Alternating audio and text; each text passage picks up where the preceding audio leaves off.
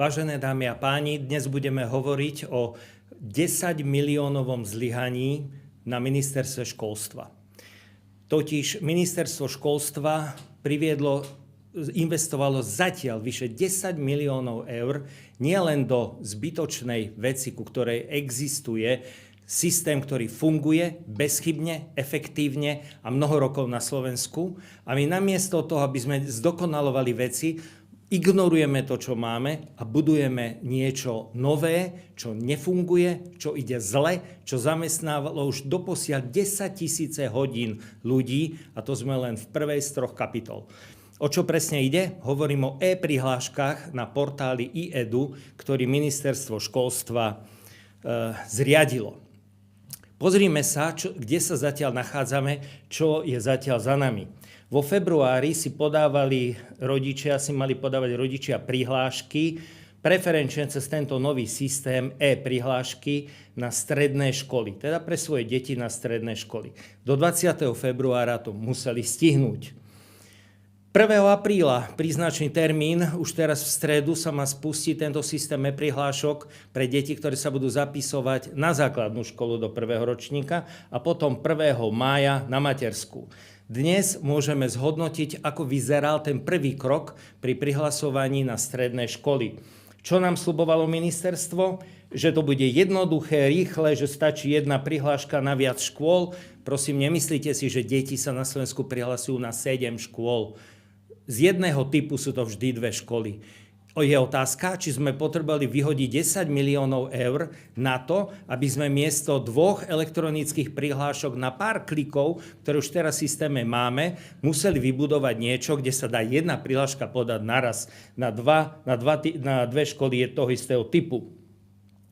No a rozhodnutie o prijatí uvidíte online. Tak to rodičia už celé roky vidia aj v systéme, ktorý máme funkčný podnes. Aký je teda stav? Čo tomuto predchádzalo a o čo ide? E-prihláška bola testovaná ministerstvom školstva na 600 rodičoch v 13 materských školách iba jednej mestskej časti v Bratislave. A to napriek tomu, že tento systém sa má týkať vyše 59 000 prihlášok a detí a rodičov po celom Slovensku.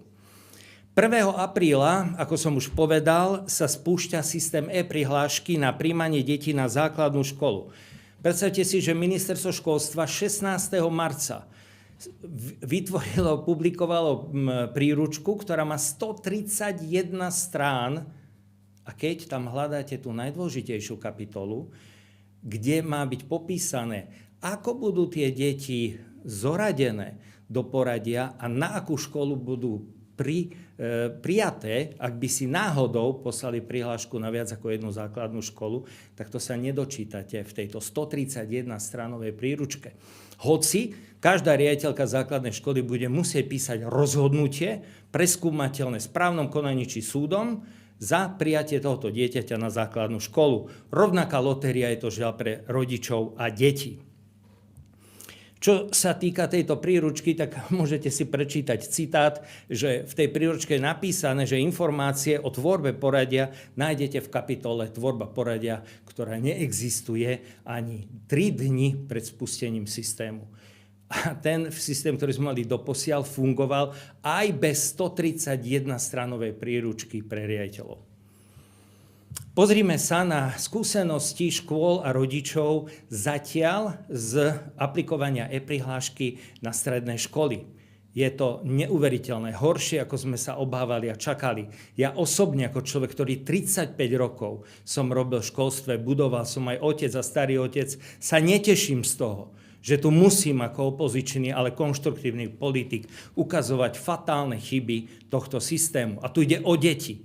Nejde o ropu, o kargo, o uhlie, ide o deti. Jedinečný identifikátor, to je alfa každého systému. Keď tento systém nedokáže generovať ani bezchybne jedinečný identifikátor, ktorý má reprezentovať deti a priradí ho viacerým rôznym deťom, tak to je naozaj výsmech kvalitnej robote. Systém generuje duplicitné prihlášky. Na niektorú školu prišlo 500 prihlášok od toho istého žiaka. Systém chybne ukladá známky, a to tak, že dokonca zhoršuje tie známky. Rodičia aj školy si našli zhoršené známky u detí oproti realite, ktorú mali na vysvedčení. Systém nesprávne generuje osobné údaje. Našli sme chlapca, ktorému bola priradená štátna príslušnosť Botswany. Nesprávne tieto známky, ktoré sú nesprávne dané alebo ktoré chýbajú, môžu rodičia editovať. Lenže ak ich rodičia môžu tam vpisovať ručne, pretože z funkčných školských systémov sú exportované do tohto systému tak, že ich tento systém nevie prijať bezchybne, tak rodičia, keďže môžu editovať tie známky, tak zároveň vzniká nutnosť, že ich na každej škole musia znovu prihlášku po prihláške skontrolovať. To je aká digitalizácia, to je aká automatizácia. No a čo je najhoršie, tak v týchto prihláškach má rodič do 20. februára vyznačiť, to bolo v prípade stredných škôl, prioritizáciu, na ktoré školy chce, aby sa v danom poradí deti dostali. No podľa toho, keby boli prijaté na všetky. A predstavte si, že tento systém aj svojvoľne a chybne mení toto prioritné poradie škôl. Čo už považujem za úplnú katastrofu, pretože tak sa deti dostanú nie na tú vytúženú školu, ako pán minister hovoril, ale presne na školu, na ktorú možno nechcú, hoci boli prijaté na tú, na ktorú chcú. A to je aj najhorší dôsledok, doslova fatálny dôsledok tohto systému. O deťoch a ich prijatí na konkrétnu školu z tých dvoch, povedzme, na ktoré bolo dieťa prijaté, už nerozhodne rodič. Nerozhodne kompetentný riaditeľ alebo učiteľ na škole. Rozhodne algoritmus o osude detí. Toto je niečo, čo je oveľa horšie ako algoritmy na sociálnych sieťach, ktoré dokážu deti manipulovať. Teraz budú rozhodovať o tom algoritmy. Viete si predstaviť, že by algoritmus rozhodol o tom, aké auto si máte kúpiť? To by ste neprijali. Vy chcete, aby o vašich deťoch rozhodol algoritmus? A nie rodič, na ktorú z, povedzme, 2-3 škôl je prijatý, aby jedným klikom potvrdil tú, na ktorú chce nastúpiť, ako je to doposiaľ? Absurdné a nepriateľné. Preto hovoríme o strate kontroly rodičov pri rozhodovaní o prijatí dieťaťa. Systém vďaka svojej chybovosti prináša obrovský chaos, stres a právne problémy. Hovoril som už, že to je nielen nehospodárne, budovať paralelný systém, ktorý nefunguje k systému, ktorý funguje a je osvedčený, že je to nielen zlé, upozornil som na ten najväčší a najhorší dôsledok, keď dieťa je prijaté tam, kam nechce a mohlo byť prijaté tam, kam chce, ale je to aj zbytočné. Prečo? Viac ako 95% škôl na Slovensku, to sú prakticky všetky väčšie školy, majú školský informačný systém, ktorý je tu 20 rokov a ktorý sa vyvíjal do dnešnej podoby a ktorý je rozšírený na 200 krajinách sveta. V Nemecku je to hlavný školský informačný systém. A tento systém obsahuje moduly prijímacieho konania, čiže aj elektronickú prihlášku, jak na materskú školu, tak na základnú školu, aj na strednú školu. Systém, toto existuje, tento školský informačný systém, ktorý po školách je, obsahuje kompletnú agendu školy. Robí každomesačné exporty do rezortného informačného systému. To znamená, štát má všetky informácie, ktoré chce, ktoré si zažiada. Každý jedenkrát bez výnimky mu bolo vyhovené a školy musia posluchnúť a dodávateľ systému vždy vyplní túto požiadavku a generuje to, čo treba. Kompletná agenda znamená od rozvrhov, suplovania, cez rozhodnutia, vysvedčenia, všetky verejné listiny, všetky úkony, ktoré sa na škole dejú. Môžete si to predstaviť od knižnice, jedálne až po modul umelej inteligencie. Každá škola si zakúpi ten modul, ktorý chce a potrebuje. Nuž a štát voči tomuto jestvujúcemu štátnemu školskému informačnému systému dáva 20 rokov požiadavky, ktorým je na 100% vyhovené. Tento systém komunikuje s Centrom vedecko-technických informácií, so školským výpočtovým strediskom, s programom tzv. ProfOrient, kde sú všetky údaje vo väčšej a veľkorysej a prehľadnej podobe než nový systém e-prihlášok. A čo je novinka, ktorú som chcel presadiť ako minister, Tento systém je zapojený, prepojený aj na e-government, má e-government modul, na ústredný portál verejnej správy na Slovensko.sk a dokonca má e-registráciu. Viete, ako to funguje v praxi? Riaditeľ odošle jedným klikom napríklad rozhodnutie o prijatí a toto rozhodnutie o prijatí sa automaticky ako registratúrny záznam priradí do správneho spisu. Takto, bezpracne a bezchybne. Toto dnes máme na školách.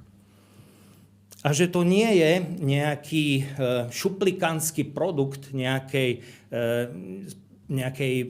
nezaujímavej súkromnej spoločnosti. Svedčí o tom aj tento certifikát, kedy tento systém táto registratúra tohto systému bola jedna z prvých, ktorá na vysokej úrovni dostala certifikát od ministerstva vnútra. Poďme ďalej. Systém, ako som už povedal, obsahuje veľkorysé, časom vyskúšané, bezchybne fungujúce moduly, napríklad všetky možné situácie príjmania a prihlášky detí na všetky typy škôl, vrátane základných umeleckých škôl v rôznych kombináciách nájdete tu v prehľadnej podobe, v jednoduchom užívateľskom rozhraní od rodičov až po riaditeľov škôl. A teraz, čo má štát k dispozícii? Toto je stránka školského výpočtového strediska, kde vidíte, že je spravovaná Centrom vedecko-technických informácií a ministerstvom školstva. Tu si každý jeden rodič vie navoliť informácie, ktoré hľadá. To znamená, o akú školu má záujem, aká je tam naplnenosť, koľko je tam prihlášok doposiaľ podaných, aké sú tam kritériá na prijatia. To znamená, všetky informácie na jednom mieste pre uchádzačov o štúdium na strednej škole zo základnej školy. Takýto systém už máme. Naozaj chceme byť krajinou večných začiatkov? To znamená, že to, čo máme, preto aby sme mohli minúť 10 miliónov a viac, tak budeme budovať niečo paralelne k tomu, čo máme? Miesto toho, aby sme zlepšovali, ak niečo treba zlepšovať ďalej? No a čo na to hovorí pán minister Drucker? Pán minister Drucker hovorí, toto je jeho citát z tlačovky 18. marca, že predstava, že prihláška do školy sa dá vybaviť z obývačky pri šálke kávy, by ešte pred pár rokmi nepôsobila reálne. Dnes je to realita. No dnes sa tá realita pokazila. Toto bola realita tieto roky. Každý rodič to mohol pri šálke kávy urobiť. Každý riaditeľ to mohol na pár klikov vybaviť. Dnes sa s tým namáhajú na školách pri tomto prvej časti prihláška zo ZŠ na SŠ. Všade dostávajú desiatky telefónov denne, tisíce telefónov na call centrum a problémy, ktoré nedokážu za chodu vyriešiť. Čo ďalej hovorí pán minister Drucker? Vyhovára sa na plán obnovy a odolnosti a ako inak na svojich predchodcov. Hovorí, že túto vec, menoval ma, preto je tu tento slajd, som ja vraj definitívne schválil. No nie je to pravda. Keď som slúžil ako minister školstva a riešil skutočné reformy pre školstvo, vzdelávania, rast životnej úrovne na Slovensku, tak vtedy prišli z míry ľudia na ministerstvo školstva a chceli jednu z tých 16 životných situácií, na ktoré z POO máme možnosť minúť peniaze, zadefinovať ako takúto prihlášku. Poslali sme ich preč, pretože sme to nepotrebovali, pretože za môjho ministrovania sa nemíňali peniaze bezúčelne a zbytočne. Poslali sme ich preč. Viem, že znovu oslovili pána ministra Daniela Butoru. Napokon si podľa mňa MIRI, jeden z tých 16 životných situácií pod číslom 13, osvojilo samo a povedalo, že to bude práve táto vec. To znamená takáto e-prihláška. Poďme ďalej. Tu vidíte, že v pláne obnovy a odolnosti nie je ani slovo o takom automate, ktorý som popísal pred chvíľou, že na konci toho procesu prihlasovania na stredné školy, ktorý začína vo februári a končí v máji alebo v júni, tak nejaký algoritmus rozhodne, kam dieťa pôjde. Algoritmus chybového systému. Nie rodič, nie škola. Poďme ďalej. No a čo máme na webe? Keď si pozriete web stránky ministerstva školstva, budete mať pocit, že sme práve vyšli z jaskyne. Že sme doposiaľ na papíruse vybavovali tieto veci a zrazu fungujú, pozrite sa ako, fungujú ako najjasnejší systém. Nuž, Asi o tom nesvedčia tisíce telefonátov a preplnené diskusné fóra a frustrovaní učitelia a rodičia. Vraj je to najpokojnejší spôsob. Nuž áno, priniesol stres, chybovosť a hlavne neistotu, čo bude s deťmi. Najľudskejší o deťoch nerozhodne rodič a riaditeľ, rozhodne algoritmus. To je asi v predstave súčasného vedenia najľudskejší atribút. No a čo na to Miri? Poviem, že táto vec, tento škandál je v mojich očiach, nielen v mojich očiach, závažnejší ako škandál vo Voderadoch. Vo Voderadoch štát nakúpil za 10-12 miliónov predražené nejaké pozemky. Ale aspoň má tie pozemky predražené. A nespôsobil priamo chaos 10 000 ľudí. Čo robí táto e-prihláška? Vyvalili sme rovnakých 10 miliónov, aby sme k funkčnému systému začali budovať na zelenej lúke nový, ktorý nefunguje, spôsobuje chaos bez odladenia a riadneho implementovania dohody, objednávky z dola, ho ideme kúpiť a natvrdo presadiť. To je za mňa oveľa väčší škandál ako ten vo Voderadoch. Miri hovorí, že teda uvádza priamo v svojom dokumente k tej životnej situácii 13, to znamená, aby rodič mohol podať naraz jednu prihlášku a nie dve na dve školy toho istého typu. Čo sa týka nakoniec len stredných škôl, že priznáva, že v súčasnosti máme používaný systém EduPage, lenže bol podľa Miry vytvorený ako komerčný produkt a to je problém. Naozaj je to problém? Prečo teda vo všetkých vládnych počítačoch, kde sa dáta umiestňujú na hybridné cloudy, máme Microsoft, máme tam produkty ako je Outlook, máme tam produkty od firmy SAP alebo ESET. Toto všetko chce robiť štát vo svojej proveniencii? Chce nahradiť komplexný systém, školský informačný systém postupne krok po kroku, že začne prihláškami, najmenej dôležitým dokumentom. Viete, koľko je životnosť prihlášky? Pár mesiacov. Nikoho nezaujíma prihláška. Každého zaujíma rozhodnutie o prijatí a vysvedčenie žiaka, odkiaľ je. A toto je naďalej v systéme školskom informačnom, čo školy majú. Lenže musia najskôr exportovať do systému nového e-prihlášky dáta, ktorý ten export nevie urobiť riadne, nevie ani priradiť jednoznačný identifikátor dieťaťu a potom ich späť zase reexportovať do EduPage, kde sa ďalej pokračuje v školskom informačnom systéme. To je kocúrkovo za 10 miliónov eur a 10 000 hodín nervov. Poďme ďalej. A ešte mimochodom poďme späť o jedno. Firma Ditek je tiež súkromná firma, ktorá podľa mojich informácií robí tento systém e-prihlášky. Aký je rozdiel medzi ASC Agendou a Ditekom? Obe sú súkromné firmy. Ja nechcem rozhodovať ako minister, kam pôjdu peniaze. Ľudia si majú vybrať, s čím sa im dobre robí. No a toto je situácia. Dalo by sa o tom hovoriť ešte dlhšie. Sme pripravení reagovať a budeme situáciu sledovať ďalej. Ale teraz, aby to nebolo ako vždy len poukázanie na to, čo je zlé a nefunkčné, tak navrhujeme toto riešenie. Vyzývam pána ministra Druckera, aby okamžite informoval rodičov a zastavil pripravovaný systém automatu, ktorý má prideliť dieťa na školu jednu kde bude to dieťa úspešné na prijímacom konaní na stredné školy.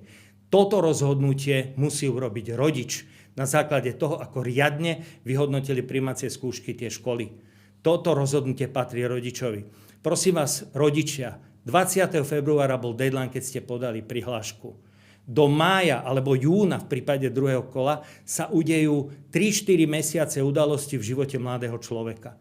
Získa skúsenosť osobnú s mnohými strednými školami, ktoré sa neobmedzujú len na príjmačky z matematiky a slovenčiny, ktoré pozývajú študentov, komunikujú s nimi o esejách, o portfóliu a mnohí rodičia ako riaditeľ školy som to zažil. Povedia, že to je nebe a dudy, aký je rozdiel medzi školami. A toto môže ovplyvniť tie preferencie.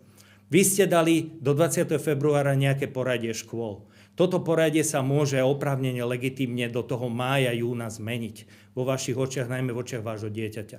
Nedajte si vziať tú možnosť rozhodnúť, na ktorú školu prijaté dieťa nastúpi.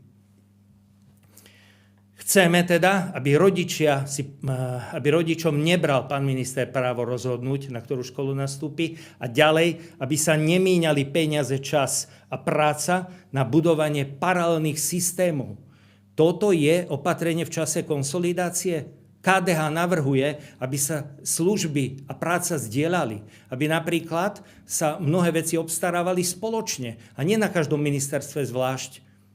A mohli by sme uvádzať veľa príkladov. A tu sa ide pravý opak. Máme niečo funkčné, čo je na 200 krajinách sveta a čo naozaj Nemecká republika, Nemci, ktorí majú veľmi prísne zákony, čo sa týka GDPR, tak toto je ich školský informačný systém a my toto ideme spochybniť na Slovensku a nahradiť niečím, čo funguje zle. Toto je predstava o silnom štáte, kedy o deťoch bude rozhodovať automat, umelá inteligencia. Prosím vás, vráťme sa k zdravému rozumu a k prirodzeným kompetenciám, to, čo komu patrí.